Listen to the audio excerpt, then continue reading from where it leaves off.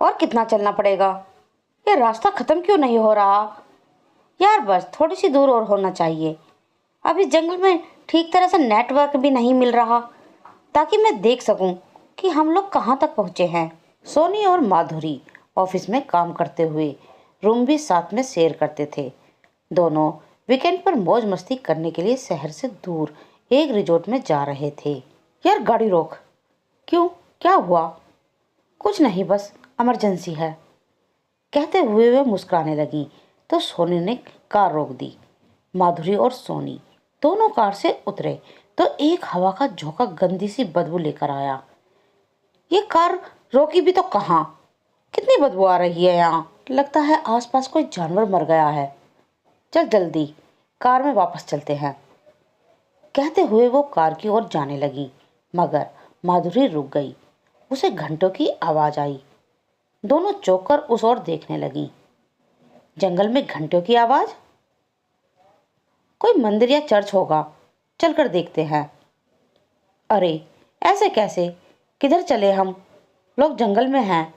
सोनी के मना करने के बावजूद माधुरी नहीं मानी और सोनी को लेकर वो उस आवाज की ओर बढ़ने लगी।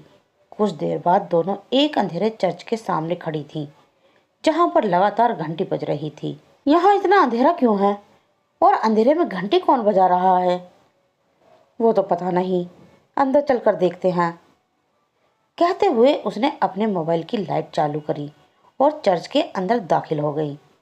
चर्च बाहर से टूटा फूटा था, अंदर से ऐसा था जैसा कोई वर्षों से यहाँ ना आया हो। अंदर जाने पर उनको एक अजीब सी ठंड महसूस हुई। तभी माधुरी के कंधे पर किसी ने हाथ रखा। वो स्पर्श बहुत ही खुरदरा और ठंडा था। वो चीख पड़ी, आ! क्या हुआ? ये यहाँ कोई है। मुझे किसी का टच महसूस हुआ। मुझे भी ऐसा ही लग रहा है, जैसे किसी की नज़र हम पर है। ये सब बहुत अजीब है, यहाँ से चलो जल्दी से। वे लोग मोबाइल रोशनी से उस दरवाजे को ढूंढने लगे, पर दरवाज़ा कहीं भी नजर नहीं आया।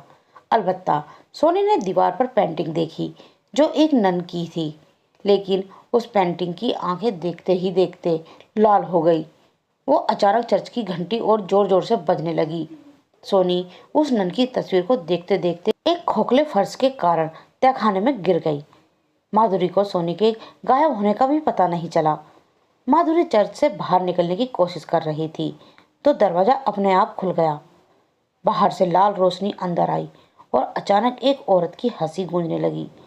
धीरे धीरे उनके सामने वही नन प्रकट हुई। काले कपड़े, लाल आंखें और चेहरे पर अजीब सा क्रूर भाव। उसे देख माधुरी की हालत खराब हो गई। उसको नन ने पकड़ लिया और दीवार के भीतर खींचने लगी। सोनी ने जैसे ही उसकी आवाज़ सुनी वो भागते हुए वहां आई। उसके पास तहखाने में मिला एक क्रॉस था। उसने अपनी जान खतरे में डालते हुए पवित्र क्रॉस उठाया और प्रार्थना करने लगी। जैसे ही उसने दिल से प्रार्थना की, नन की चीख गूंज उठी। पूरा चर्च हिलने लगा, लेकिन अंतिम क्षण में एक झलक दिखाई दी। नन का चेहरा शांत हो गया, मगर उसने धीरे से फुसफुसाकर कहा, तुम्हें लगता है कि मैं चली गई, लेकिन मैं अब तुम्हारे साथ रहूंगी। सोनी और माधुरी दोनों बच गई। वे चर्च से बाहर आई। ये सब क्या था? वो सब बाद में पूछना, पहले यहाँ से चल, कहते हुए वो सोनी का हाथ पकड़कर उसे कार में ले गई। माधुरी के चेहरे पर अभी भी डर साफ नजर आ रहा था। उसने एक बार और चर्च की तरफ मुड़कर देखा तो उसे फिर वही घंटी सुनाई दी। घंटी की आवाज़ सुन जब सोनी ने खुद को कार के वैक्यूम मिरर में देखा, उसकी आंखों में वही लाल रोशनी दिखाई दी। सोनी और माधुरी शहर लौट आए थे। बाहर से सब कुछ नॉर्मल लग रहा था, लेकिन सोनी के अंदर सब कुछ बदल चुका था। सोनी को रात में बार बार चर्च की घंटी सुनाई देती थी, जबकि उसके घर के आसपास कोई चर्च नहीं था। कभी कभी उसे एहसास होता मानो वो अपने घर में नहीं बल्कि उसी चर्च के तहखाने में है। उसकी आंखें धीरे धीरे लाल होने लगी। कभी कभी वो ऐसे बेफिजूल हंसने लगती और उसकी हंसी बिल्कुल उसी नन जैसी थी। माधुरी कभी कभी वही बदबू महसूस करती जो जंगल में आई थी। एक दिन सोनी ऑफिस में अपने कंप्यूटर स्क्रीन को घूर रही थी, जैसे कुछ देख रही हो जो किसी और को नहीं दिख रहा। सोनी, तुम ठीक तो हो ना? पिछले कुछ दिनों से क्या क्या कहना चाहती हो तुम? कहते हुए सोनी ने केवल हल्की सी मुस्कान दी, एक ठंडी डरावनी मुस्कान। माधुरी डरकर पीछे हट गई। अब इसे यकीन हो गया था कि सोनी के साथ कुछ तो गलत हो रहा है, मगर क्या? एक बार माधुरी रात के 2 बजे डर के मारे उठी। उसकी आंखें खुली हुई थी, लेकिन वो हिली नहीं। तभी कमरे में अचानक ठंडक बढ़ने लगी। उसको ऐसा लगा जैसे किसी ने उसके गर्दन के पास सांस ली हो, बिल्कुल ठंडी और सड़ी हुई सांस। पूरा कमरा उस गंदी बदबू से भर गया। दीवार पर हल्की सी परछाई थी, एक नन की। वो उठ पाती उससे पहले फिर वही घंटी की आवाज, वही हंसी की गूंज, और माधुरी ने डरकर अपने कानों पर हाथ रख लिया। दूसरी तरफ सोनी की आंखों से खून बहने लगा था। माधुरी को कुछ समझ नहीं आ रहा था कि यह सब क्या हो रहा है। वो डरकर बेहोश हो गई। अगली सुबह जब माधुरी होश में आई और वह रोने लगी, तो वो समझ चुकी थी कि यह सब उसी चर्च से जुड़ा हुआ है। वो वापस आ गई। वो कभी नहीं गई थी, कभी नहीं गई थी वो। मगर अब उसे जाना होगा, हमेशा हमेशा के लिए। अगले ही दिन वो उस चर्च से बाहर खड़ी थी। दिन में भी वो चर्च बहुत ही भयानक नजर आ रहा था। वो उस चर्च को देखने में गुम थी। तभी उसके कंधे पर किसी ने हाथ रखा। वो डर कर पलटी तो वहां पर एक फादर खड़े हुए थे। वो माधुरी को उस जगह देखकर हैरान हो गए। माय चाइल्ड, कौन हो तुम और यहाँ पर क्या कर रही हो? यह जगह। वो कुछ और बोल पाते उससे पहले ही माधुरी घबराकर उनकी ओर देखते हुए बोली, इसका मतलब वो अब सोनी को खत्म कर देगी? कहते हुए माधुरी चर्च की तरफ देख रही थी। नन का जिक्र आने से फादर चर्च की ओर देखकर कुछ प्रार्थना के शब्द बोलने लगे। उसके बाद उन्होंने अपनी रोजरी को लिया और अपनी आंखों से लगा लिया। फिर वो माधुरी को लेकर गांव में बने हुए नए चर्च में आ गए। मैं कैसे पता कि वहां पर नन की आत्मा है? फादर के सवाल से माधुरी कुछ परेशान हो गई। फिर उसने उसी रात की कहानी फादर को सुनाई। अब जो सोनी के साथ हो रहा था वो भी सब कुछ बताया। यह सुन फादर भी परेशान हो गए। ये नन सिर्फ भटकती हुई मासूम आत्मा नहीं है, वो बदला ले रही है। उसे मारा गया था।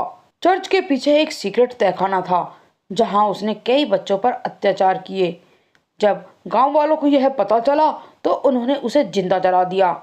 अब वो किसी की आत्मा पर कब्जा करती है और तब तक नहीं छोड़ती जब तक कोई उसकी कहानी खत्म ना करे। इसका मतलब वो अब सोनी को खत्म कर देगी? यस, और बचाने का कोई उपाय भी नहीं है। आज से 10 दिन बाद फुल मून लाइट है। वो दिन उसकी जिंदगी का आखिरी दिन होगा। नहीं नहीं, उसे कुछ नहीं होने दूंगी मैं।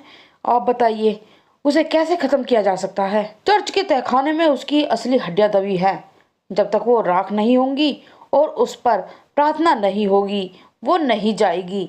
लेकिन याद रखना, कोई भी उसकी हड्डियों तक नहीं पहुंच सकता। जो भी पहुंचा है वो या तो खत्म हो गया या उसके शरीर पर उसका दोबारा कब्जा कर लिया गया है। कुछ भी हो जाए मुझे उसे बचाना ही होगा। कहते हुए वो जंगल वाले चर्च की ओर निकल पड़ी। जब वो चर्च पहुंची तो सब कुछ वैसा ही था। टूटा फूटा अंधकार में डूबा हुआ और हवा में वही बदबू।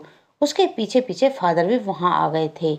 उन्होंने वहां पहुंचकर प्रार्थना करना शुरू की, लेकिन तभी चर्च की घंटी अपने आप बजने लगी और दरवाजा खुद पे खुद बंद हो गया। सोनी अचानक चर्च के अंदर प्रकट हुई। उसकी आंखें पूरी तरह लाल थीं, होठों पर वही डरावनी हंसी। तुम लोग मुझे खत्म करने आए हो, पर मैं अब अकेली नहीं हूँ। मैं अब सोनी हूँ। मैं अब सोनी हूँ। मैं अब सोनी हूँ। माधुरी डर से कांपने लगी, लेकिन फादर ने हिम्मत दिखाई। हम तुझे तेरे ही पापों से मुक्ति देने आए हैं, सोनी को नहीं, तुझे जाना होगा। कहते हुए उन्होंने पहले वहां पर मोमबत्तियां जलाई और उसके बाद पवित्र जल उसके ऊपर छिड़का तो सोनी हवा में उड़ने लगी। चर्च की दीवारें फिर से हिलने लगी और अगले ही पल मोमबत्ती खुद पे खुद बुझ गई। माधुरी ने जल्दी से तहखाने की ओर दौड़ लगाई। तहखाने में माधुरी के वो कंकाल मिला जो नन की ड्रेस में लिपटा हुआ था, आधा जला हुआ। उसी के पास एक पुराना क्रॉस और एक डायरी भी मिली। डायरी में लिखा था, लोगों को गलत फहमी हुई है, मैंने मासूम लोगों के साथ कुछ नहीं किया, वो तो सब उसका किया हुआ है, वो मुझे भी नहीं छोड़ेगा, क्या करूं, कुछ समझ नहीं आ रहा है। इतना लिखा होने के बाद बाकी का पेज खून से लाल था। माधुरी समझ गई कि यह आत्मा अन्याय का शिकार थी। माधुरी उसके कंकाल के पास पहुंची तो सोनी वहां गुस्से में पहुंच गई और उसने उसे धक्का दे दिया। कंकाल हवा में उड़ने लगा। मुझे पता है तुम्हारे साथ धोखा हुआ है, लोगों ने तुम्हें बदनाम किया है, इसलिए तुम्हारी आत्मा भटक रही है, मगर अब समय है, तुम जो दो दुनिया के बीच भटक रही हो, अपनी दुनिया में लौट जाओ। मैं कहीं नहीं जाने वाली, मैं यहीं रहूंगी। तब तक फादर भी वहां पहुंच गए थे। दोनों ने मिलकर प्रार्थना शुरू की। माधुरी ने क्रॉस को नन के कंकाल पर रखा। फादर ने उस पर जैसे ही पवित्र जल डाला, वो खुद पे खुद जलने लगा। सोनी जमीन पर गिर पड़ी, जैसे कुछ बाहर निकल गया हो, और फिर एक सफेद रोशनी तहखाने में फैली। नन की आत्मा एक आखिरी बार सामने आई, लेकिन अब शांत, बिना किसी नफरत के। उसने धीमे से कहा, धन्यवाद, अब मैं जा सकती हूँ। सोनी धीरे धीरे ठीक हो रही थी। माधुरी ने वो नन की डायरी एक लेखक को दे दी, जब अब उस पर एक किताब लिख रहा था, the nun who was not evil. Madhuri और सोनी अब रात में ठीक से सोने लगी और उन्हें अब चर्च की घंटी नहीं सुनाई देती थी। मगर एक रात उस लेखक की लिखी हुई किताब उनके पास आई तो उस रात वापस वही सब कुछ हुआ। कमरे में भयानक बदबू, चर्च की घंटियों की आवाज और हवा में उड़ता हुआ एक काला साया। माधुरी और सोनी घबरा गए। अगले ही दिन जब दोनों वापस उसी चर्च के पास पहुंची तो वो चर्च अब गिरा दिया गया था। वहां पड़ा था ढेर सारा मलबा और मलबे में एक औरत की छाया खड़ी थी। वही लाल आंखें, वही काली वेशभूषा। तो दोस्तों, आज की मेरी ये हॉरर स्टोरी यहीं समाप्त होती है। उम्मीद करती हूँ आपको मेरी ये कहानी अच्छी लगेगी। तो दोस्तों, मेरी यह कहानी सुनने के लिए मेरे चैनल को लाइक करें, शेयर करें, सब्सक्राइब करें और फॉलोइंग करें, और कमेंट में लिखकर ज़रूर बताएं कि आपको मेरी कहानियाँ कैसी लगती हैं। और हाँ, अगर आपके पास कोई अच्छी कहानी है तो आप मेरे चैनल पर सेंड कर सकते हैं, जिससे कि मैं आपकी कहानी भी बोल सकती हूँ। धन्यवाद।